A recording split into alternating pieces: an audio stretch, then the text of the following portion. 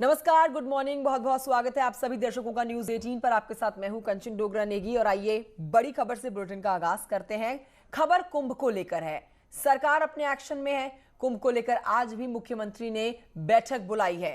कल भी मीटिंग हुई थी, कई अहम मुद्दों पर चर्चा की गई और बड़ी खबर यह है कि आज भी मुख्यमंत्री ने कुंभ की तैयारियों को लेकर समीक्षा बैठक बुलाई है। शाम के 6 बजे सीएम आवास में ये मीटिंग होने वाली है। आश्रम अखाड़ों की व्यवस्था पर होगी बातचीत। भीड़ को कैसे कंट्रोल करना है, इसके ऊपर भी प्लान तैयार किया जाएगा, चर्चा की जाएगी।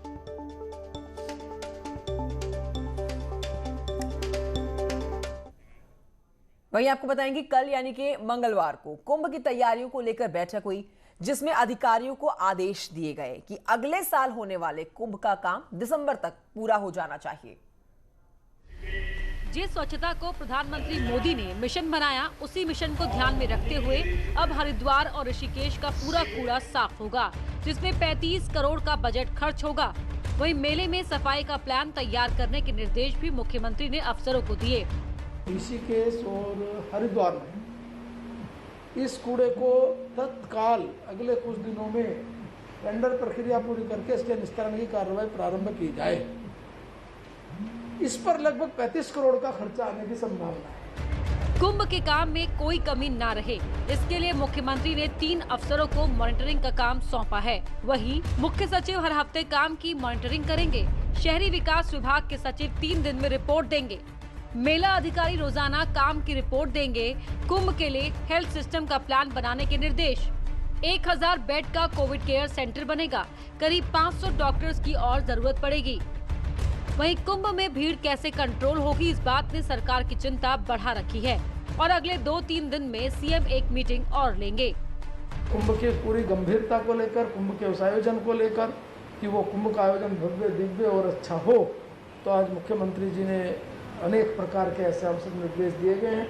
साथ साथ अभी अगले 2-3 दिन में एक छोटी टीम के रूप में भी बैठने का निर्णय हुआ। 2021 में होने वाले कुंभ के लिए सीएम और शासन की कुल 25 मीटिंग हो चुकी है, लेकिन प्रधानमंत्री मोदी के निर्देशों और निगरानी के बाद राज्य सरकार के लिए काम को कुशलता से अंजाम तक पहुंचाने की चुनौती है। न्यूज 18 के लिए देहरादून से दीपांकर भट्ट की रिपोर्ट। रुक करते हैं मेरे सहयोगी दीपांकर भट्ट की तरफ और जानकारी के साथ इस मीटिंग पर हर अपडेट के साथ हमारे साथ जुड़ चुके हैं। दीपांकर, गुड मॉर्निंग, आपका भी स्वागत है न्यूज 18 पर। और ये एक अच्छी खबर है कि कुंभ की तैयारियों को लेकर सरकार हर दिन एक्शन में नजर आ रही है। कल भी बैठक हुई, आज भी बैठक होने वाली है, कई मुद्दों पर चर्चा होने वाली है और आने वाले दिनों में भी इस तरह से मीटिंग ली जाएगी, क्योंकि सरकार की सिर्फ और सिर्फ एक ही मंशा, एक ही तैयारी की कुंभ का कार्यक्रम बेहतर तरीके से होना चाहिए।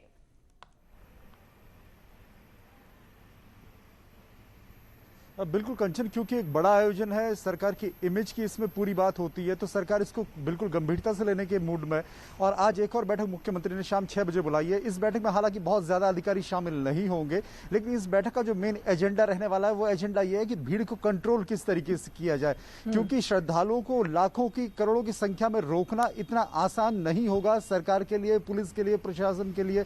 और क्योंकि वहां पर श्रद्धालु होंगे तो भावनाएं भी होंगी, तमाम चीजें होंगी, उनकी श्रद्धा को देखा जाएगा, अखाड़े होंगे, आश्रम होंगे, उनके तमाम अनुयायी होंगे, तो उनको कितनी देर हरिद्वार में रोका जाए, स्नान किस तरीके से कराया जाए, घाटों में एक बार में कितने श्रद्धालु या कितने लोग स्नान कर पाएंगे, रोजाना कितने लोग स्नान करेंगे, और क्या इतने लोगों को हरिद्वार में रोकने की क्या, जो रात में एक रात रुकने की जो व्यवस्था होगी उसके क्या इंतजाम रहेंगे, साफ सफाई की क्या व्यवस्था रहेगी, सैनिटाइजेशन की क्या व्यवस्था रहेगी, सैनिटेशन की क्या व्यवस्था रहेगी, ऐसे बहुत सारे अभी काम है। इसलिए रोजाना ये बैठकों का दौर है कुंभ को लेकर। आज दूसरी बड़ी बैठक मुख्यमंत्री लेने वाले हैं और इसमें सबसे अहम बात ये होगी कि जो देश भर से, दुनिया से जो श्रद्धालु यहाँ पहुंचेंगे, लगभग 3 से 3.5 महीने का कुंभ रहेगा, उस दौरान कैसे भीड़ को नियंत्रित किया जाए, और वो भी कोविड यानी कि आप बता रहे दीपांकर कि आज का कई विषयों पर चर्चा तो होगी, लेकिन सबसे बड़ा जो मुद्दा है वो भारी भरकम भीड़, क्योंकि कुंभ इतना प्रचलित है, इतना चर्चित है कि यहाँ पर सिर्फ देश से नहीं बल्कि दुनिया भर से लोग आते हैं डुबकी लगाने के लिए, और अब उसमें तैयारियों में इतनी बड़ी भीड़ को कंट्रोल करके रखने के लिए ही आज की इस बैठक को बुलाया गया है।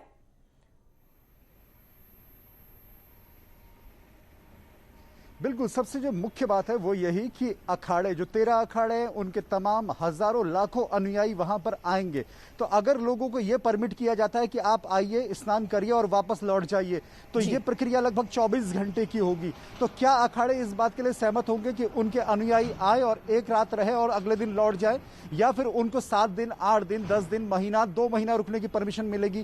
कोविड के हालात अभी भी बने हुए हैं, तब तक कोविड की स्थितियां क्या रहेंगी, ये सरकारी प्रवक्ता मदन कौशिक का कहना है कि ये उस दौरान के हालात पर निर्भर करेगा। लेकिन बावजूद इसके, जो हरिद्वार में अगर आमतौर पर भी स्नान होता है तो लाखों की भीड़ उमड़ती है, तो उस दौरान इस पूरी भीड़ को कैसे कंट्रोल किया जाएगा? उसके लिए खाने पीने की व्यवस्था, उसके रहने की व्यवस्था, अखाड़ों के कैंप की व्यवस्था, वहां पर सैनिटाइजेशन की व्यवस्था, वहां पर साफ सफाई की व्यवस्था, यानी पूरी बहुत बड़ी चुनौती गवर्नमेंट के सामने है कि कुंभ को सकुशल पूरा किया जाए। आप इस बैठक पर नजर बनाए रखिए दीपांकर। फिलहाल की जानकारी के लिए आपका बहुत शुक्रिया। हरिद्वार से इस वक्त एक बड़ी खबर आ रही है। सालाना सफाई के लिए बंद रहने वाली है गंगा नहर।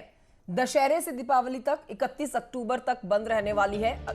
21 अक्टूबर से बंद रहने वाली है नहर। कुंभ मेला प्रशासन ने 14 अक्टूबर से नहर बंदी की मांग की है। साथ ही आपको यह भी जानकारी दें कि कुंभ से पहले कई घाटों का निर्माण और मरम्मत का कार्य है अधूरे, जिनको पूरा करना है।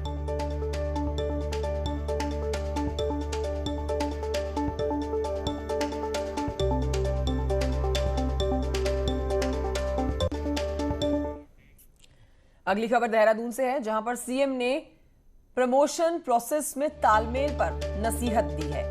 सीएम ने लोक सेवा आयोग और विभागों को निर्देश दिए, तय डेट पर प्रमोशन का प्रोसेस पूरा होना चाहिए। साथ ही डेट आगे बढ़ाने की आदत बदलने की नसीहत दी है मुख्यमंत्री त्रिवेंद्र सिंह रावत ने।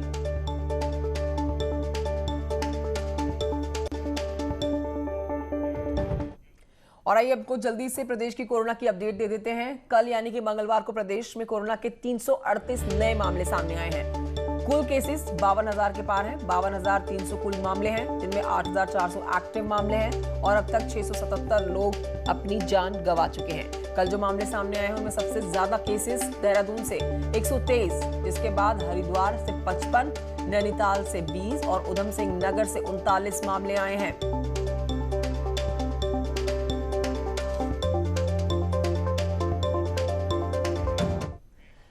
और इस वक्त एक बड़ी खबर आ रही है हरिद्वार से, जहां पर रोशनाबाद जेल में कोरोना का कहर जारी है। अब तक 190 कैदी निकले हैं पॉजिटिव। जेल प्रशासन संक्रमण रोकने की लगातार कोशिश कर रहे हैं, इसको लेकर चिंतित हैं। सभी पॉजिटिव कैदियों को रखा गया है जेल के कोविड सेंटर में।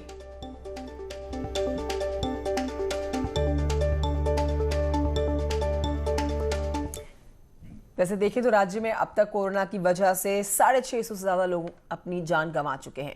और इसी आंकड़े को देखते हुए सरकार ने एक विश्लेषण कराया है, जिसके मुताबिक अब तक जिन लोगों की जान कोरोना की वजह से गई है, उनमें ज्यादातर मरीज 50 साल की उम्र से ज्यादा के रहे, जो कि पहले से शुगर, ब्लड प्रेशर, कैंसर जैसी बीमारियों से परेशान थे।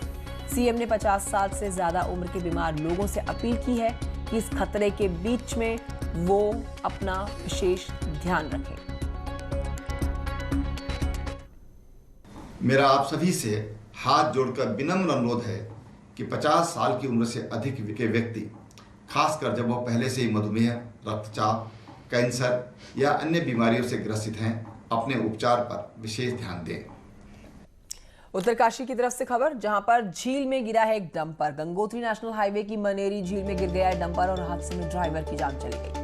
पुलिस ने शव को नदी से बाहर निकाल लिया। बीती रात की तस्वीरें, नदी से शव को बाहर निकाल लिया गया है। ये पूरा का पूरा डंपर गिर जाता है और नदी से हालांकि शव बाहर निकाल लिया गया है। दुखद बात यह कि ड्राइवर ने अपनी जान गंवा दी। राज्य की जेल के नियमों में एक बार फिर से बदलाव किया गया है। जेलों में कोरोना के बढ़ते हुए मामलों को देखते हुए जेलों में आने वाले कैदियों के लिए अस्थायी जेल में पहले 14 दिन तक रखा जा रहा था, वहीं अब कैदियों को केवल 24 घंटे में कोविड रिपोर्ट आने तक ही अस्थायी जेल में रखा जाएगा। इसके बाद सभी कैदियों को जेल में शिफ्ट किया जाएगा। आपको इन नियमों के बारे में हम बता रहे हैं। अस्थायी जेलों से कैदी फरार भी हो रहे थे। पीछे ऐसी भी खबरें सामने आ रही थी जिससे पुलिस को खासी फजीहत झेलनी पड़ रही थी और शायद इसी वजह से नियमों में बदलाव किए गए। एंटीजन टेस्ट नेगेटिव है, हमको उसको 24 दिन का जो टाइम था उस पीरियड क्वारंटाइन करने का, हम उसको इस बाध्यता को खत्म करते हुए रेगुलर जेल में हमने दाखिल कर दिया है और बहुत ही कम कैदी हमारे डिटेंशन सेंटर में है, जिससे कि उनके और सिक्योरिटी को भी पुख्ता कर दिया गया है। हल्द्वानी से खबर, जहां पर कुमाऊं का सबसे बड़ा सीवेज ट्रीटमेंट प्लांट बनेगा, जिसके बनने का काम आज से ही शुरू हो गया है। इस एसटीपी की शुरुआत बीजेपी प्रदेश अध्यक्ष बंशीधर भगत और सांसद अजय भट्ट ने की। इंदिरा नगर के ठीक सामने वाले 28 MLD का सीवेज ट्रीटमेंट प्लांट कुल 34 करोड़ की लागत से बनेगा, जिससे शहर का पूरा सीवेज सिस्टम जोड़ा जाएगा। जो कुमाऊं का सबसे बड़ा एसटीपी आज शुरू किया गया और मैं मानता हूं कि सही किसी भी शहर को पूर्ण कहने के लिए एसटीपी होना और एसडब्ल्यूएम प्लांट होना बहुत आवश्यक है। आज एक संकल्प हमारा पूरा हुआ है। नैनीताल से खबर है, जहां पर राज्य में अतिरिक्त निजी सचिवों की भर्ती का मामला सामने आ रहा है। हाईकोर्ट से 23 अभ्यर्थियों को बड़ी राहत है। 8 अक्टूबर को होने वाले मेन परीक्षा में बैठने का दिया गया है आदेश। सरकार और लोक सेवा आयोग से मांगा कोर्ट ने जवाब। जितेंद्र लसियाल समेत 23 ने दाखिल की थी याचिका। अब कोर्ट ने परीक्षा में बैठक की लगाई थी गुहार।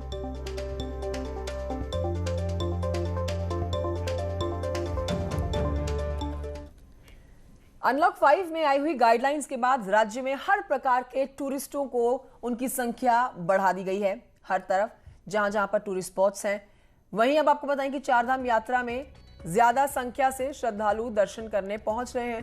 कोरोना की वजह से सुस्त पड़ी हुई चारधाम यात्रा में अब धीरे धीरे श्रद्धालुओं की संख्या में और इजाफा होने लगा। चारधाम यात्रा में श्रद्धालुओं को सहूलियत देते हुए अब ये संख्या बढ़ा दी गई है। केदारनाथ और बद्रीनाथ में 3-3 हजार, साथ ही गंगोत्री में 900 और यमुनोत्री में 700 तीर्थयात्री हर दिन दर्शन कर सकेंगे। वहीं पुलिस की भी अब दिक्कतें बढ़ने लगी हैं। जिस तरह से श्रद्धालुओं की संख्या बढ़ी है। नया स्लोगन जो है देश का ये है, अनलॉक विद प्रिकॉशन। अनलॉक तो होना है, किंतु सावधानी से खुलिए, और उसी में हम लोग ड्यूटियां कर रहे हैं। पुलिस भी बीच में संक्रमित हुई और लकीली हमारे उसका ठीक होने का रेशो ही बहुत अच्छा रहा और कैजुअलिटी का रेशो बहुत कम रहा। 1300 से ज़्यादा लोग हमारे संक्रमित हो चुके हैं और पूरी सावधानी बरतने को कहा गया है, एनफोर्समेंट बढ़ाने को कहा गया है, विशेषकर उन एरियाज में जहां टूरिस्ट आता है। नैनीताल पालिका ने सरकारी विभागों को टैक्स जमा करने की मियाद 1 महीने की दी है और अगर 1 महीने में हाउस टैक्स जमा नहीं किया गया तो पालिका सरकारी विभागों की आरसी काटेगी। इस बीच आपको यह भी बता दें कि बोर्ड की बैठक के दौरान टैक्स वसूली के लिए कमेटी का गठन किया गया जो 1 महीने में टैक्स वसूलेगा। आपको यहां यह भी बताएं कि नैनीताल पालिका का सरकारी और प्राइवेट पर 2 करोड़ 50 लाख के करीब का टैक्स बकाया है। जितने से विभाग जिनको हमारा टैक्स देना है तो हम उनसे अनुरोध करेंगे, पहले तो रिक्वेस्ट करेंगे कि हमारे टाइम में वो टैक्स दें, अन्यथा की स्थिति में उनकी आरसी काटेंगे। कोविड के समय में प्राइवेट स्कूल्स ने ऑनलाइन क्लासेस के नाम पर फीस के लिए पेरेंट्स पर दबाव बनाना इस तरीके से शिकायत की है। खूब सुनिए, लेकिन आपको जानकर हैरानी होगी कि अकेले देहरादून में 40 से ज्यादा प्राइवेट स्कूल्स ऐसे रहे जो अलग अलग मामलों में शिक्षा विभाग से लेकर बाल आयोग के निशाने पर हैं। देहरादून के 43 स्कूल कोविड के समय में फीस वृद्धि से लेकर फीस न भर पाने वाले पेरेंट्स की शिकायत करने शिक्षा विभाग पहुंच गए। छोटे स्कूल ही नहीं, इस लिस्ट में नाम उन बड़े स्कूलों के भी रहे जो अपने नाम और पढ़ाई की वजह से विदेशों में भी अच्छी पैठ रखते हैं। समर वैली के खिलाफ 5 शिकायत मिली, ब्राइटलैंड स्कूल के खिलाफ 1 शिकायत दर्ज, वेलहम बॉयज को लेकर बोर्डिंग फीस बढ़ाने की शिकायत, जांच के दायरे में Guru Ram Rai public school Bindal branch, Delhi public school Dehradun scholars home school की जांच, 43 स्कूल जिनकी जांच मुख्य शिक्षा अधिकारी स्तर पर जारी। वहीं मुख्य शिक्षा अधिकारी कहती हैं कि मामले में दोनों ही पक्ष देखने को मिले, कुछ में स्कूल की गलती थी तो कुछ में पेरेंट्स की भी गलती रही है। ऑनलाइन पढ़ा रहे हैं तो उनके पास साक्ष्य होगा, गार्जियंस के पास भी साक्ष्य होगा, तो अगर साक्ष्य है तो साक्ष्य के आधार पर ही हम निस्तारण कर रहे हैं। अभी हमने समर वैली का किया है, समर वैली का निस्तारण किया है और ऐसी सन वैली का किया, दून ब्लॉसम का किया है, दून इंटरनेशनल का किया है, तो उसको देखते हुए भी हम काम कर रहे हैं। अब कोविड-19 के समय में आई शिकायतों में 10 से ज्यादा मामले तो शिक्षा विभाग निस्तारित कर चुका है, लेकिन अब भी लिस्ट लंबी है, जिसकी वजह से पेरेंट्स परेशान हो रहे हैं। न्यूज़ 18 के लिए देहरादून से भारती सकलानी की रिपोर्ट। रुड़की में सेना और ग्रामीणों के बीच में रास्ते के विवाद लगातार बढ़ते जा रहे हैं। आज एक बार फिर से सैकड़ों की संख्या में ग्रामीण और किसान प्रशासनिक भवन पहुंचे हैं। ग्रामीणों का कहना है कि सैकड़ों सालों से उनका ये रास्ता चल रहा है, लेकिन सेना के अधिकारी अपनी मर्जी से इसे बंद कर देते हैं। अब ग्रामीणों का कहना है कि इस रास्ते का पूरा समाधान हो, अगर नहीं होता आंदोलन नहीं रुकने वाला। समस्या जो है ना, जो आर्मी ने हमारा दुर्गा कॉलोनी का, टोडा कल्याणपुर का, जलालपुर का 3-4 गाँव का रास्ता बंद किया है। वो सदियों का रास्ता है, परमानेंट रास्ता है, लेकिन जब से लॉकडाउन लगा तब से इन्होंने लॉकडाउन के बहाने उसको बंद कर दिया। टाइम टू टाइम खोल रहे हैं। और इन्हीं खबरों के साथ उत्तराखंड एक्सप्रेस में एक छोटे से ब्रेक के लिए यहाँ पर रुक जाते हैं, जल्द लौटेंगे।